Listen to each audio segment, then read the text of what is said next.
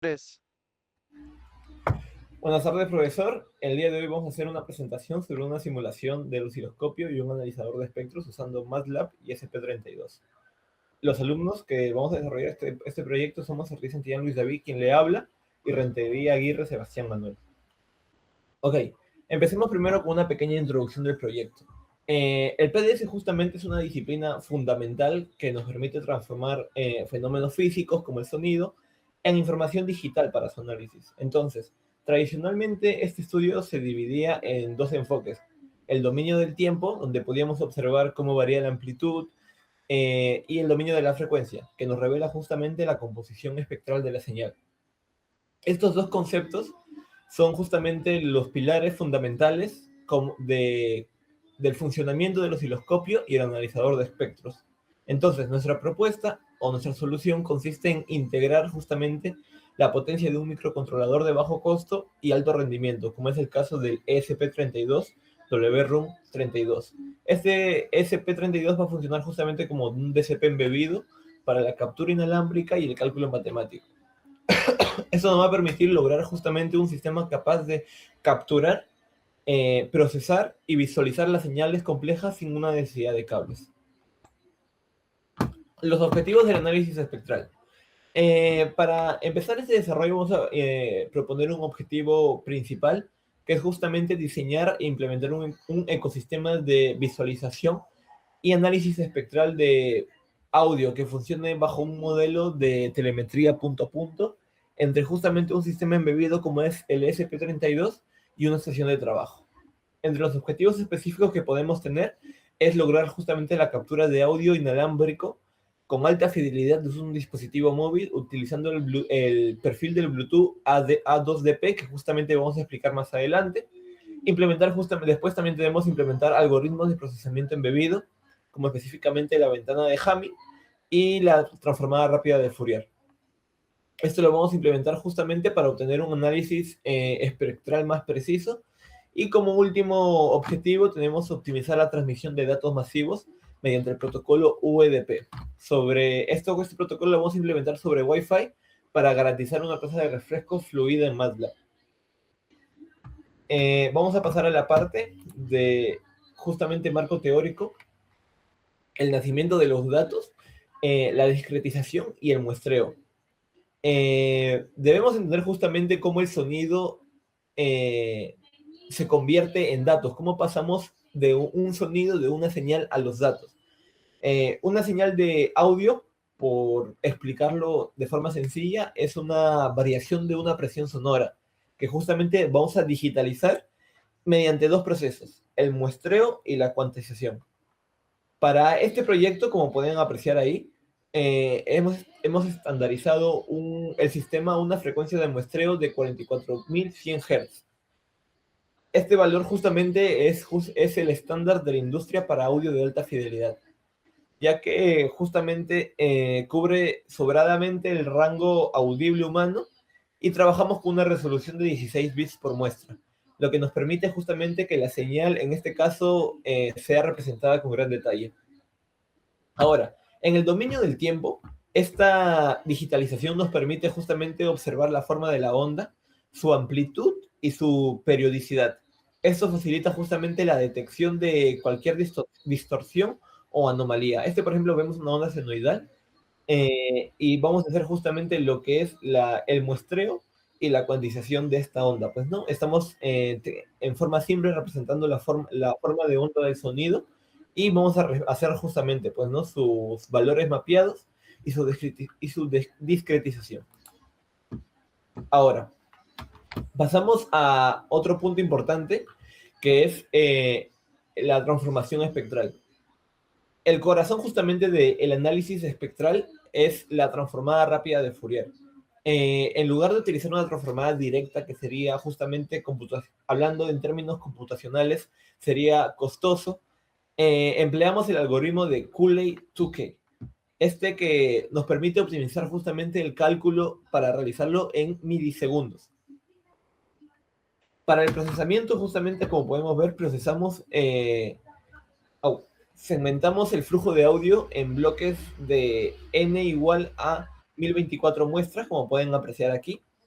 Y esto nos da una resolución espectral que podemos apreciar acá. Una resolución espectral de 43.07 Hz. Esta resolución es muy específica, ya que dividimos nuestra frecuencia de muestreo de 44.100 Hz entre las 1024 muestras.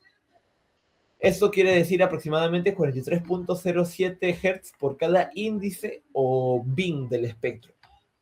Ahora, gracias a este cálculo,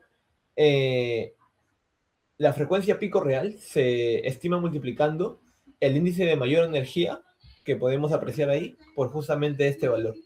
Y el sistema puede identificar la frecuencia pico de una señal simplemente localizando el índice de mayor longitud y multiplicándolo por esos 43.07 Hz.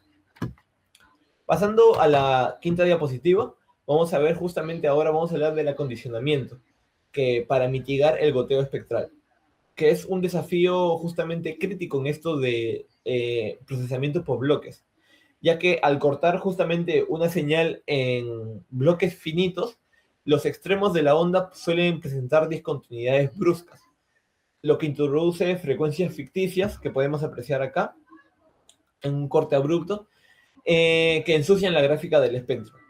Para solucionar esto vamos a aplicar justamente la ventana de Hamming, que antes de calcular la transformada rápida de Fourier.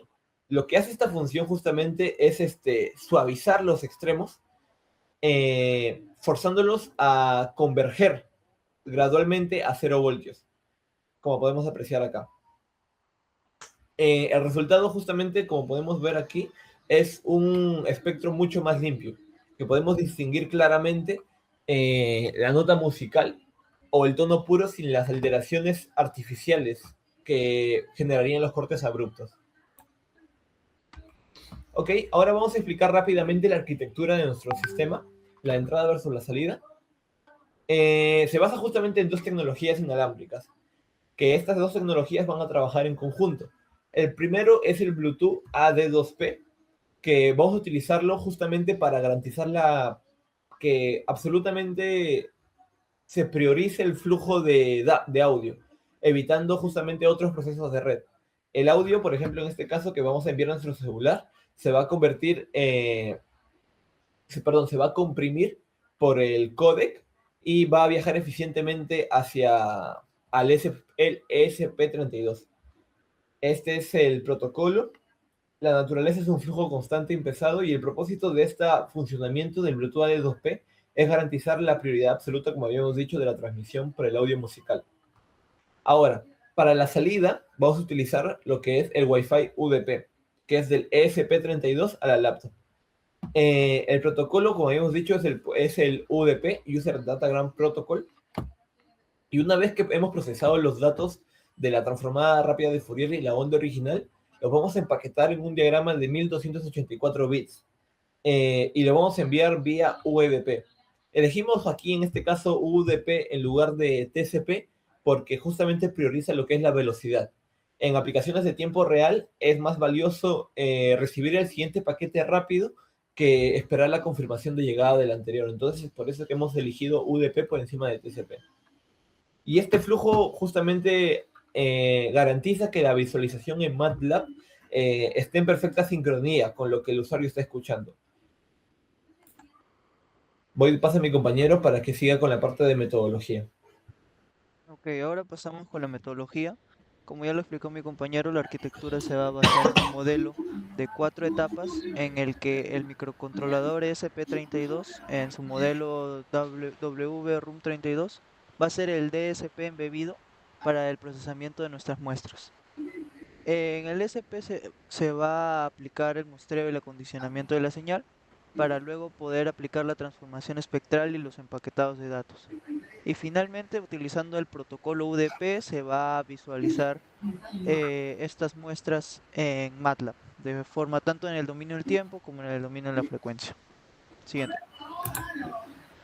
Ok, comenzamos con la primera etapa, que consiste en la obtención de la señal en la captura inalámbrica. Nuestra fuente de sonido va a ser nuestro teléfono móvil, el cual va a enviar una pista de audio o también un tono puro, el cual va a ser decodificado utilizando el códec SBC. Este algoritmo de descompresión va a ser ejecutado en el SCP-32 para que pueda pasar de un ancho de banda bastante alto a uno que pueda ser procesado por el mismo SCP y también en la visualización del MATLAB. Además, se va a utilizar el perfil A2DP para poder priorizar el sonido por encima de otros servicios Bluetooth, ya que no solamente se puede enviar sonido a través de Bluetooth, también archivos y otros tipos de muestras. Todas estas muestras van a tomar la forma de PCM, de PCM o Pulse Code Modulation, para que luego sean insertados en los buffers de memoria RAM. Siguiente. Ahora pasamos con la segunda etapa, que es el muestreo, diezmado y el acondicionamiento de la señal. Una vez obtenido nuestras muestras en el formato PCM, nosotros tenemos que optimizarlo para que pueda ser reproducido en el MATLAB. ¿Esto qué quiere decir? Que utilizando una frecuencia de muestreo fija de 44.100 Hz a 16 bits de cuantización y con una segmentación de 1024, nos va a aparecer de los lados, tanto el derecho y el izquierdo, un espectro llamado goteo espectral. Este fenómeno ocurre al ser procesado y esto va a generar en la visualización de MATLAB ciertos espectros fantasmas que no van a mostrar la realidad de nuestra muestra. Para esto se va a aplicar la ventana de Hamming, que antes de entrar a esta etapa de conversión, la ventana de Hamming va a suavizar simétricamente estos extremos del bloque, lo que va a forzar a converger gradualmente a 0 voltios. Ahí podemos ver el ejemplo, cómo es la frecuencia toda desordenada, y en la segunda imagen podemos ver que es el pico en la frecuencia que hemos obtenido. Siguiente. Ahora en la etapa 3 vamos a explicar un poco la arquitectura de los cores para poder hacer este procesamiento, ya que este tipo de procesos abarca bastante carga computacional. Para eso se ha optado por un sistema operativo FreeRTOS que consiste de dos cores. El primer core en el SCP va a ser utilizado para almacenar las muestras de audio que van a venir. Estas, Se está escuchando un poco mal. ya, ok. Estas muestras de audio van a entrar a un buffer, van a entrar a la RAM para que luego, utilizando el segundo core o el segundo hilo, va a ser procesado en la escritura y el cálculo para la FFT. Esto porque al hacer pruebas repetitivas, al intentar hacer todo este proceso en un mismo hilo, se puede notar bastante interferencias y jitter en la entrega de los paquetes de UDP. Luego también se va a aplicar un filtro digital pasa alto para eliminar las frecuencias menores a 215 Hz, que a veces pueden confundir al algoritmo para calcular el pico de la frecuencia y nos da estos picos cerca a esta frecuencia. Bueno, y como lo mencionó mi compañero, la resolución espectral va a ser de 43.07 Hz por segmento. Todo esto va a ser empaquetado y enviado en tramas UDP con un total de 1284 bytes, en donde 4 bytes van a ser para la frecuencia pico, 256 bytes van a ser las últimas 128 las muestras de onda original en el tiempo, y finalmente 1024 bytes para las 512 magnitudes lineales de la FFT. Siguiente. Finalmente va a pasar a la etapa de transmisión inalámbrica y la reproducción gráfica en el MATLAB. Para eso, como lo mencioné, usamos el protocolo UDP por encima del TCP porque en este tipo de procesos en tiempo real lo que nosotros queremos priorizar es por encima de una conexión, queremos que no se pierdan los paquetes y se pueda visualizar. Entonces, por eso se prefirió utilizar esto que no es orientado a conexión, sino es orientado a poder recibir los paquetes. Finalmente va a ser visualizado todo en MATLAB utilizando un script. Siguiente. Ok, ahora vamos a poner los resultados en dos escenarios. El primer escenario va a ser en tonos puros. Como se puede observar desde el teléfono, se envió una señal sinusoidal pura de 1 kHz y en la gráfica del MATLAB se puede observar la sinusoidal que en la amplitud en milivolts va a llegar exactamente a 1 milivolt, a, sí, a 1 milivolt, y en el analizador de espectro, la FFT va a estar exactamente en la frecuencia pico en 990.5 Hz, que es relativamente cerca a los 1000 Hz que estamos, a los 1000 Hz que estamos enviando. Siguiente. Ahora tenemos otra prueba. Hemos subido ya la frecuencia a 2,5 kHz y vemos que también la señal del dominio del tiempo se observa con mayor frecuencia y en el analizador de espectro ha cambiado el pico a 5512 Hz. Siguiente. Ahora podemos observar acá otro tipo de onda, otro tipo de tono puro, que es una onda cuadrada de 2,5 kHz, y podemos observar dos picos de frecuencia en el analizador de espectro, que el principal está en 2500 kHz, 2500 Hz, que es lo que hemos enviado. Siguiente. Finalmente también un tono puro triangular de 2 kHz que se representa de la misma forma y el pico también está cerca a lo que hemos enviado. Ahora en el siguiente escenario hemos utilizado pistas musicales para poder analizar tanto su señal en el tiempo como en el espectro del FFT. Para eso hemos utilizado dos criterios. Hemos primero utilizado una pista musical de música clásica en el cual la frecuencia va a ser relativamente menor. En este caso se puede observar también una frecuencia pico de 344 Hz, que es relativamente pequeña, y también en el dominio del tiempo se está observando una señal relativamente suavizada. En otro caso, utilizamos una segunda pista musical que es una canción de tipo rock que va a tener una frecuencia de pico bastante mayor, ya duplicándolo, por los 732 Hz. Y también una señal en el dominio del tiempo que no es, obviamente no está suavizado, está más alborotado. También se puede ver en el aislado de espectro que la misma señal también está teniendo varios picos, demostrando que la influencia de los instrumentos musicales tiene ciertas frecuencias específicas. Bueno, ok, ahora vamos a ver cómo funciona el script en MATLAB y cómo se transmite las muestras desde el teléfono a través del SCP y finalmente llegando al MATLAB. Para eso vamos a